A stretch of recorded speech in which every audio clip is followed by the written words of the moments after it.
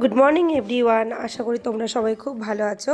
আজকে সকালের একটা ছোট্ট মিনি ব্লগ দিয়ে স্টার্ট করি। আজকে সকালে ভাত আর এখানে দেখো শিম বেগুন ভাজা করব। আর এখানে আলু পেঁয়াজ কুচি কুচি করে কেটে নিয়েছি। এটা দিয়ে এই মাছের ডিমটা দিয়ে একটা চচ্চড়ি বানাবো। এটা আমার বর খেতে খুব ভালোবাসে। এখানে আমি সকাল সকাল ওয়াশিং মেশিনটা চালিয়ে দিয়েছি। কিছু জামা কাপড় জমে গেছে, ওগুলো শীতকালে জামা কাপড়গুলো যত ভারী হয় ওগুলো সব কিছু হাতে তো ধোয়া যায় না, তো ওয়াশিং মেশিনে ভারী জামা কাপড়গুলো ধুয়ে নিব। তো এখানে জল ভরে নিয়েছি আর ডিটারজেন্ট দিয়ে আমি সুইচটা অন করে দিলাম। রান্নার সাথে সাথে আমার কাপড় ধোয়াটাও কমপ্লিট হয়ে যাবে। তো এখানে দেখো শিম বেগুন ভাজা হয়ে গেছে। আর ফ্রিজে দুটো মাছ ছিল, কাতল মাছ।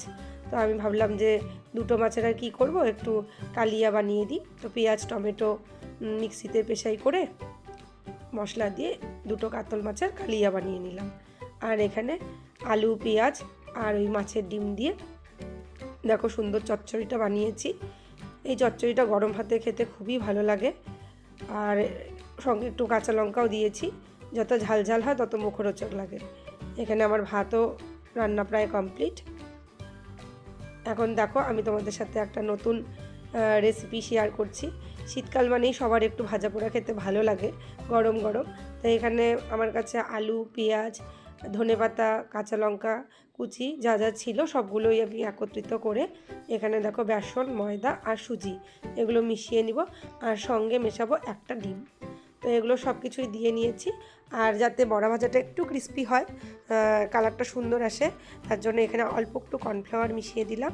এখন পরিমাণ মতো নুন দিয়ে দিচ্ছি আর তার সাথে দেব হচ্ছে হলুদ গুঁড়ো। তো এই নুন আর হলুদটা সবাই নিজের স্বাদ অনুসারেই দেবে।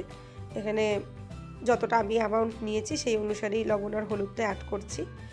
আর এটা এখন সম্পূর্ণটা একসাথে মেখে চেখে নেব। আর একটু মশলা ফ্লেভারটা আনার জন্য এখানে সঙ্গে দিয়ে দিচ্ছি জিরে গুঁড়ো আর কিছুটা ধনে গুঁড়ো। এখন এটাকে ভালো করে মাখবো। জল আমি মেশাবো না বললেই চলে, জল আমি মেশাইও নি। এখানে দেখো ডিমের একটা আঠালো ভাব আছে, তার সাথে পেঁয়াজ আলুরও কিছুটা জল ছাড়বে লবণ দেওয়ার পর। এটাই আমি গোল গোল করে রেখে দিচ্ছি। এখন দেখো যখন তেলের মধ্যে ছেড়ে দিলাম একদম চপের মতো হয়ে গেছে সুন্দর। তো ডিম দেওয়ার জন্য এটার মধ্যে একটা ডিমের ফ্লেভারও পাওয়া যাবে, সাথে এটা একটু ফুলে ফুলেও উঠবে। তো এই যে দেখো বড়া ভাজা কমপ্লিট। তো এই পকোড়াগুলো খেতে খুবই ভালো লাগে এবং ভালো হয়েছেও। এই ছিল আমার ছোট্ট মিনি ব্লগ। এই সকাল 9:30টার মধ্যে আমি এইটুকু কাজই করতে পেরেছি। সবাই ভালো থেকো।